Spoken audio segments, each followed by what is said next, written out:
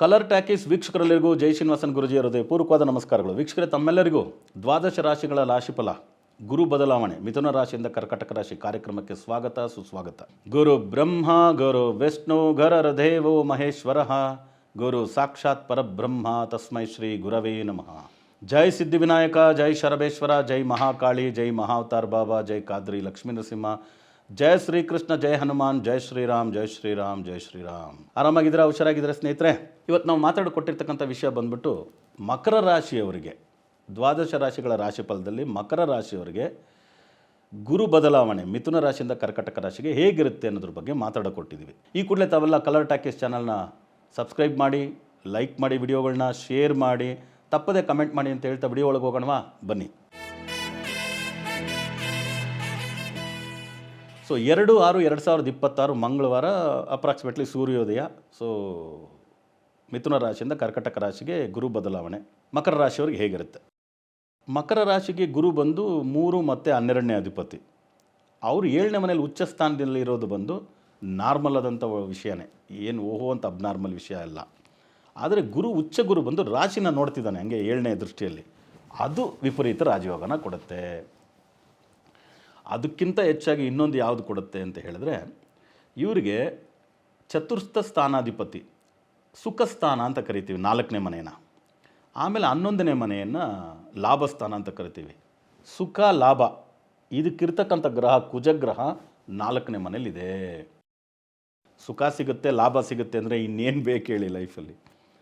4ನೇ ಮನೇಲಿ ಸ್ವಂತ ಮನೇಲಿದ್ದಾರೆ ಮೇಷರಾಶಿಯಲ್ಲಿ. ಇದು ಭಾರಿ ಯೋಗವನ್ನು ಕೊಡುತ್ತೆ. ಅದರಿಂದ ಈ ವರ್ಷ ಪೂರ್ತಿ ಸುಖವಾಗಿರ್ತೀರಿ. ವರ್ಷ ಪೂರ್ತಿ ಏನೇ ಕೆಲಸ ಮಾಡಿ ಅದ್ರಲ್ಲಿ ಲಾಭ ಸಿಗುತ್ತೆ. ಯಾರ ಹತ್ರನೋ ಒಂದು ಮಾತಾಡಿದ್ರಿ, ಅವ್ರಿಗೆ ಒಳ್ಳೇದಾಯಿತು, ತಗೊಳ್ರಿ ಅಂತ ಏನೋ ಒಂದು ಗಿಫ್ಟ್ ಕೊಡ್ಬೋದು ನಿಮಗೆ. ಯಾವ ಥರ ಬೇಕಾದರೂ ನೀವು ಬಿಸ್ನೆಸ್ಸೇ ಮಾಡ್ತಿದ್ರಿ ಅಂದರೆ, ವ್ಯಾಪಾರನೇ ಮಾಡ್ತಿದ್ರಿ ಅಂದರೆ, ಬ್ಯಾಂಕ್ ಅಕೌಂಟ್ ಫುಲ್ಲು ದುಡ್ಡಿರುತ್ತೆ, ಬ್ಯೂರೋ ಫುಲ್ಲು, ತಿಜೋರಿ ಫುಲ್ಲು ದುಡ್ಡಿರುತ್ತೆ, ಆಮೇಲೆ ಮನಿ ಪರ್ಸು ವ್ಯಾಲೆಟಲ್ಲಿ ದುಡ್ಡಿರುತ್ತೆ, ಯೋಚನೆನೇ ಮಾಡೋಂಗಿಲ್ಲ.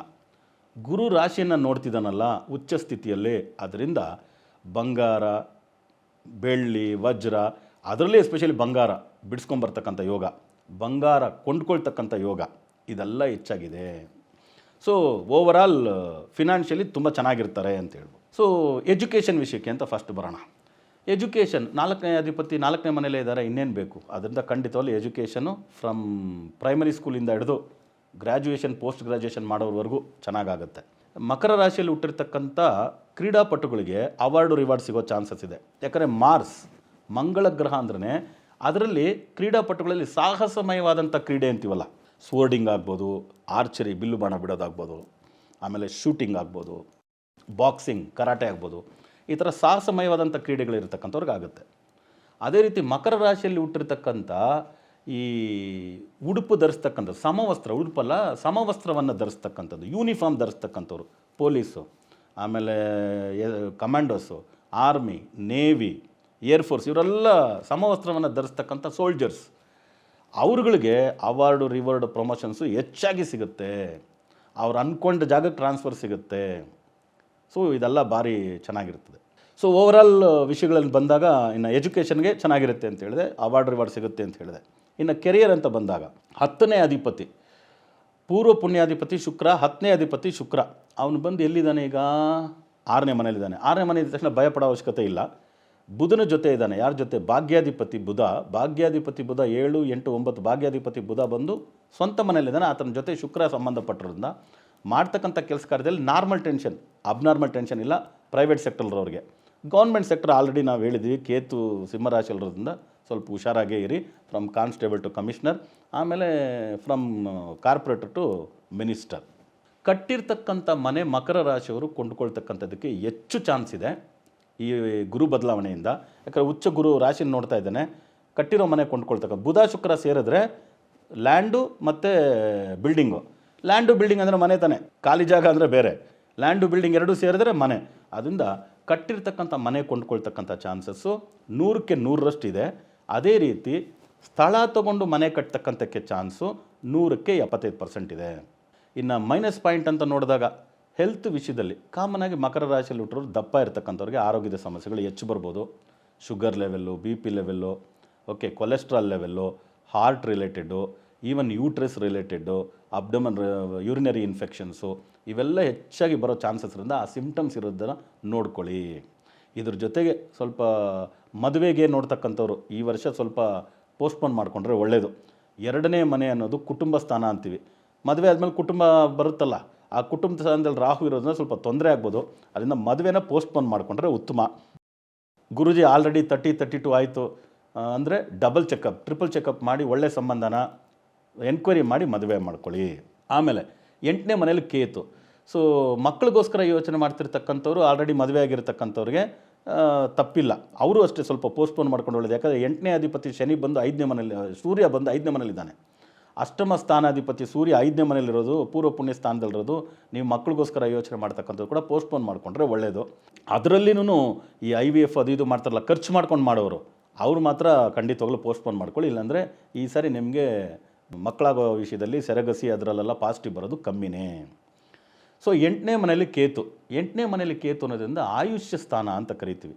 ಆಯುಷ್ಯ ಸ್ಥಾನದಲ್ಲಿ ಕೇತು ಇರೋದ್ರಿಂದ ನಿಮಗೆ ಹೆಲ್ತ್ ವಿಷಯದಲ್ಲಿ ಸ್ವಲ್ಪ ತೊಂದರೆ ಆಗಿ, ಅದೇ ರೀತಿ ಟ್ರಾವೆಲಲ್ಲಿರುವಾಗ ನಾವು ಹೇಳ್ತೀವಲ್ಲ, ಸ್ಪೀಡ್ ಥ್ರಿಲ್ಸ್ ಬಟ್ ಕಿಲ್ಸ್ ಅಲ್ವಾ, ಸ್ಪೀಡ್ ಥ್ರಿಲ್ಸ್ ಬಟ್ ಕಿಲ್ಸ್, ಅದನ್ನು ನೀವು ನೋಡ್ಕೋಬೇಕು. ಆನ್ ರೋಡ್ ಟ್ರಾವೆಲ್ ಕಾಮನ್ ಆಗಿ ಮಕರ ರಾಶಿಯಲ್ಲಿ ಹುಟ್ಟೋರು ಜಾಸ್ತಿ ಮಾಡ್ತಾರೆ. ಆನ್ ರೋಡ್ ಟ್ರಾವೆಲ್ಲು ಜಾಸ್ತಿ ಮಾಡ್ತಾರೆ. ಲಕ್ಸುರಿ ವೆಹಿಕಲ್ಸ್ ಕಾಮನ್ ಆಗಿ ಮಕರ ರಾಶಿಯವ್ರ ಹತ್ರ ಇರುತ್ತೆ. ಅದರಿಂದ ಆನ್ ರೋಡ್ ಟ್ರಾವೆಲ್ಸ್ನ ಎಷ್ಟಾಗುತ್ತೋ ಅಷ್ಟು, ತುಂಬ ಲಾಂಗಿಗೆ ಬೇಡ. ಇದು ಬಿಟ್ಟು ನೆಕ್ಸ್ಟು ಗಂಡ ಹೆಂಡ್ತಿರ ನಡುವೆ ಭಾರಿ ಭಿನ್ನಾಭಿಪ್ರಾಯಗಳು ಬಂದುಬಿಡ್ಬೋದು ಈ ವರ್ಷ. ಯಾಕಂದರೆ 2ನೇ ಮನೇಲಿ ರಾಹು, 8ನೇ ಮನೇಲಿ ಕೇತು. ಸೊ ಇದು ಇವ್ರಿಗೇನು ಮಾಡ್ಬೋದು, ತೊಂದರೆ ಕೊಡ್ಬೋದು ಸ್ವಲ್ಪ. ಯಾವ ಥರ, ಇವರಿಗೆ 3, 8ನೇ ಅಧಿಪತಿ 7ನೇ ಮನೇಲಿದ್ದಾರೆ ಅಂತ ಹೇಳಿದ್ವಿ. ಬಟ್ ಆದರೂ ಕೂಡ ತುಂಬ ದಿನ ಕುಟುಂಬ ಸ್ಥಾನದಲ್ಲಿ ರಾಹು ಇರತಕ್ಕಂಥದ್ದು, ವಾಕ್ ಸ್ಥಾನದಲ್ಲಿ ರಾಹು ಇರೋದ್ರಿಂದ, ವಾಕ್ ಅಂದರೆ ಮಾತು, ಗಂಡ ಹೆಂಡ್ತಿ ಮಾತಿಗೆ ತುಂಬ ಚೆನ್ನಾಗೇ ಮಾತಾಡ್ಕೊಂಡ್ರು. ಏನೋ ಒಂದು ಪಾಯಿಂಟ್ ಹೇಳ್ಬಿಟ್ರು, ಹೇಳಿದ್ದು ಗಂಡನಿಗೆ ಇಷ್ಟ ಆಗಲಿಲ್ಲ, ಗಂಡ ಹೇಳ್ಬಿಟ್ರು ಹೆಂಡ್ತಿಗೆ ಇಷ್ಟ ಆಗಿಲ್ಲ, ಹಂಗೆ ಮಾತು ಬಿಟ್ಬಿಟ್ಟು 1 ತಿಂಗಳು 2 ತಿಂಗಳು 3 ತಿಂಗಳು ಮಾತಾಡದೆ ಮನೆಯಲ್ಲಿ ಅಪ್ಪ ಅಮ್ಮ ಅಂದರೆ ಗಂಡ ಹೆಂಡ್ತಿ ಮಾತಾಡದೆ ಇದ್ಬಿಟ್ಟು, ಇನ್ನು ಸ್ವಲ್ಪ ದಿನ ಆದಮೇಲೆ ನೀಟಾಗಿ ಕೂತ್ಬಿಟ್ಟು ನಾವಿಬ್ಬರು ಸಪ್ರೇಟ್ ಆಗ್ಬೋಣ ಅಂತ ಹೇಳ್ತಕ್ಕಂಥ ವಿಷಯಗಳೆಲ್ಲ ಬರ್ಬೋದು. ಆದ್ದರಿಂದ ಸ್ವಲ್ಪ ಕೇರ್ ತೊಗೊಳ್ಳಿ. ಸೊ ಓವರಾಲ್ ಎಲ್ಲ ವಿಷಯಗಳನ್ನ ಹೇಳಿದ್ದೀನಿ, ಸ್ಯಾಚುಟರಿ ವಾರ್ನಿಂಗು ಹೇಳಿದ್ದೀನಿ. ಇದೆಲ್ಲ ನೋಡಿಕೊಂಡ್ರೆ ಒಳ್ಳೆಯದು. ಸೊ ಇದರಿಂದ ಹೊರಬರ್ತಕ್ಕಂಥದ್ದಕ್ಕೆ ಯಾವ ದೇವಸ್ಥಾನಗಳಿಗೆ ಹೋಗಿ ಬರಬೇಕು. ಮಕರ ರಾಶಿ ಅಧಿಪತಿ ಯಾರು? ಶನಿಗ್ರಹ. ಸೊ ಶನಿಗ್ರಹದ ದೇವಸ್ಥಾನಗಳಿಗೆ ಎಷ್ಟಾಗುತ್ತೋ ಅಷ್ಟು ಹೋಗಿ ಬನ್ನಿ. ಅದರಲ್ಲಿ ನಮ್ಮ ಕರ್ನಾಟಕದಲ್ಲಿ ಮಧುರೈಯಲ್ಲಿ ಶನಿದೇವರು ಭಾರಿ ಜೋರು. ಆಮೇಲೆ ಇತ್ತೀಚೆಗೆ ಪಾವಗಡದಲ್ಲಿ ಶನೀಶ್ವರ ದೇವಸ್ಥಾನ ಕರ್ನಾಟಕದಲ್ಲಿ ಭಾರಿ ಜೋರಾಗಿ ಪೂಜೆ ಮಾಡ್ತಾರೆ. ಅವೆರಡು ಸ್ಥಳ ಕರ್ನಾಟಕದಲ್ಲಿ. ಇನ್ನು ನಮ್ಮೆಲ್ರಿಗೂ ಗೊತ್ತಿರೋದು ಭಾರತ ದೇಶದಲ್ಲಿ ಶನೀಶ್ವರನ ದೇವಸ್ಥಾನ ಶನಿ ಸಿಂಗನಾಪುರ, ಪೊಂಗು ಶನೀಶ್ವರ ಸ್ವಾಮಿ ಅಂತ. ನಮ್ಮಲ್ಲಿ ಮಂಗುಂ ಶನಿ, ಪೊಂಗುಂ ಶನಿ, ಮರಣ ಶನಿ ಅಂತ 3 ಶನಿಗಳು.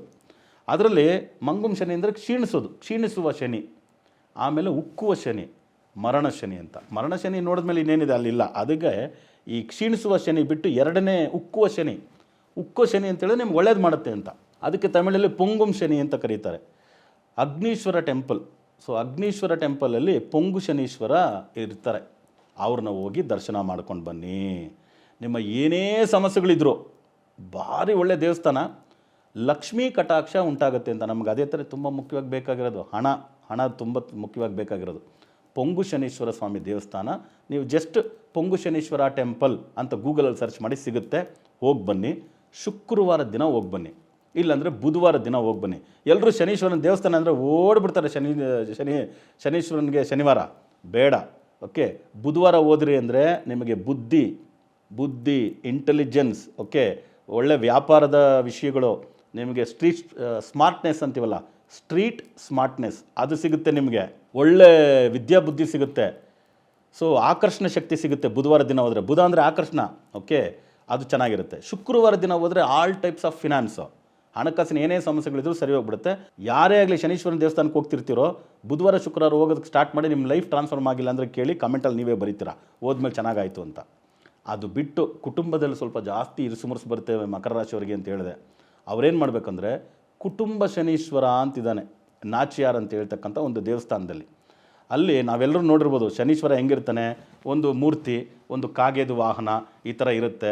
ಸ್ವಲ್ಪ ದೃಷ್ಟಿನ ಕ್ರಾಸ್ ಆಗಿಟ್ಟಿರ್ತಾರೆ, ಯಾಕಂದರೆ ಶನೀಶ್ವರನ ದೃಷ್ಟಿ ನಮ್ಮ ಮೇಲೆ ಬಿದ್ದರೆ ತಡೆಯೋಕ್ಕಾಗಲ್ಲ ಅಂತ. ಈ ಥರ ಮೂರ್ತಿಗಳು ನೋಡ್ತೀರಾ.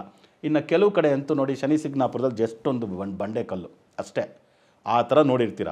ಆದರೆ ಇಲ್ಲಿ ಶನೀಶ್ವರ ಮಂದಾದೇವಿ ನೀಳಾದೇವಿ ಇಬ್ಬರು ಹೆಂಡತಿಯರ ಸಮೇತ ಮಂದಾದೇವಿಯ ಮಗ ಗುಳಿಗ ಮತ್ತು ಮಾಂದಿ ತನ್ನ ಇಬ್ಬರು ಹೆಂಡತಿಯರು ಮಕ್ಕಳ ಜೊತೆ ಇದ್ದಾನೆ. ಕುಟುಂಬ ಶನೀಶ್ವರ ಅಂತ ನೀವೇ ಹೇಳಿ, ಯಾರಾಗಲಿ ಕುಟುಂಬ ಸಮೇತ ಇದ್ದಾರೆ ಅಂದರೆ ಅವ್ರ ಹತ್ರ ಹೋಗಿ ಒಂದು ನೀವೇನಾದರೂ ಒಂದು ಅಪ್ಲಿಕೇಶನ್ ಇಡಿ, ಕುಟುಂಬ ಸಮೇತ ಇದ್ದಾರೆ ಅಂದರೆ ಒಳ್ಳೆ ಖುಷಿಯಾಗಿದ್ದಾರೆ ಅಂತ ಅರ್ಥ.